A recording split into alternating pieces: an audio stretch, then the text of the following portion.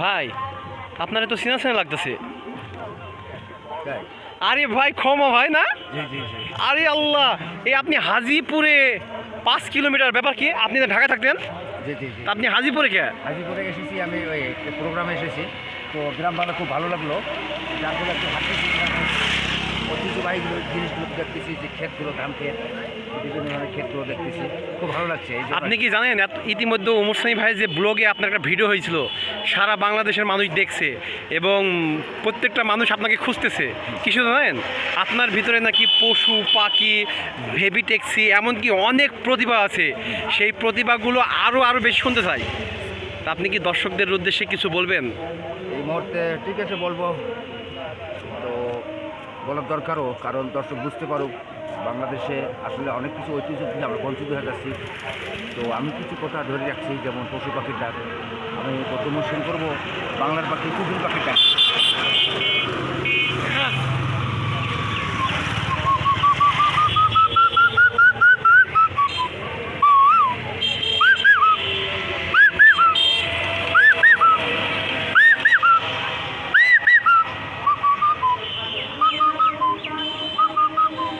অসাধারণ, সব মিলে মানে কি বলবো, কিছু বলার ভাষা নেই, অসাধারণ।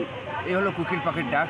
আবার এই যে সামনে বর্ষাকাল আসছে, বৃষ্টি হবে, আর বৃষ্টি হলেই বাড়ির আশেপাশে খালি পুকুরে পানি জমে যাবে। সেখানে দেখা যাবে গ্রাম বাংলার সেই হলুদ মাখা বড় বড় ব্যায়ামগুলো, ছোটো ছোটো ব্যায়ামগুলো খুব সুন্দরভাবে তারা সমাবেশ করবে।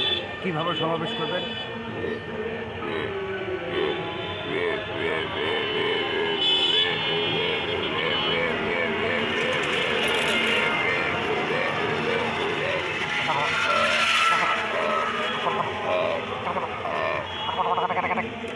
অসাধারণ, আসলে সব মিলে কি বলবো, মানে বলার কোনো ভাষা নেই। আসলে এলো গ্রাম বাংলার ঐতিহ্য। বিশেষ করে ওই যে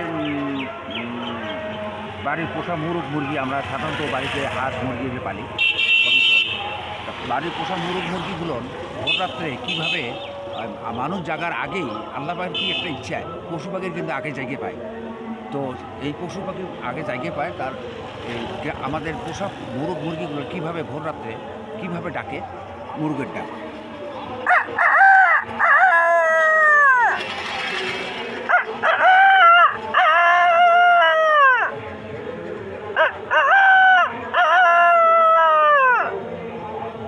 এই যে মুরগের ডাক, আসলে এই ডাকের পরে পুরা পৃথিবীটা মনে হচ্ছে যে সকাল হয়ে যাচ্ছে। হজের মসজিদে মুয়াজ্জিম সাহেবেরা কী সুন্দরভাবে আজান দিচ্ছে। এইভাবে আস্তে আস্তে আস্তে রাত প্রবাহ শেষ হয়ে গেল। তো আসলে এগুলো আমরা দিনে দিনে ভুলে যাচ্ছি। বিশেষ করে এই যে বাড়ির আশেপাশে দেখা যায় যে আমাদের বাড়িতে, প্রত্যেকটা বাড়িতে কম বেশি কুকুর বিড়াল আমরা পালি। অনেকে পালে, অনেকে পালে না। যখন ওদের মধ্যে ঝগড়া একটা বাজে যায়, জুলুম ঝগড়া, মনে হচ্ছে কী জন্য বাজে গেল। কুকুর বিড়াল একটা মাংসর হাড় বা মাছের মাথা নিয়ে কীভাবে ঝগড়া করে, এবার কুকুর বিড়ালের ঝগড়া।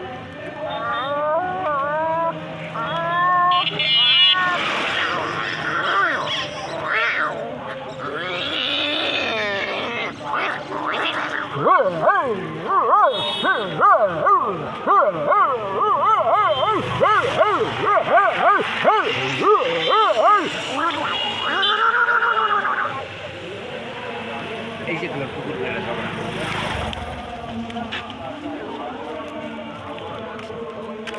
ভয় পাইছে একজনা, আপনার জানেন এই যে কুকুর বিড়ালের দেখে ভয় পাইছে, আপনি জানেন। স্বাভাবিক ভয় পাওয়ার কথা, কারণ হঠাৎ করে কুকুরের ডাক, বিড়ালের ডাক।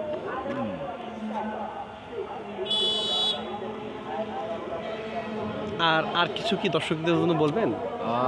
আছে বলার, কিন্তু ঘটনা হলো যে কিছু কিছু জিনিস আছে মাইক্রোফোন হলে খুব ভালো হয়। জি জি জি। ওটা পরিবেশন করতে ভালো হয়, শুনতেও ভালো লাগে, আর মানে ইয়েটা ভালো আসে।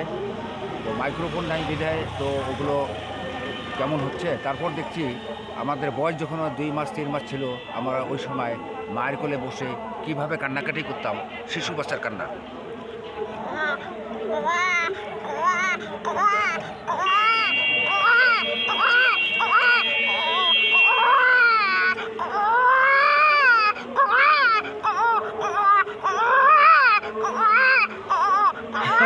ধন্যবাদ ধন্যবাদ, অসাধারণ অসাধারণ।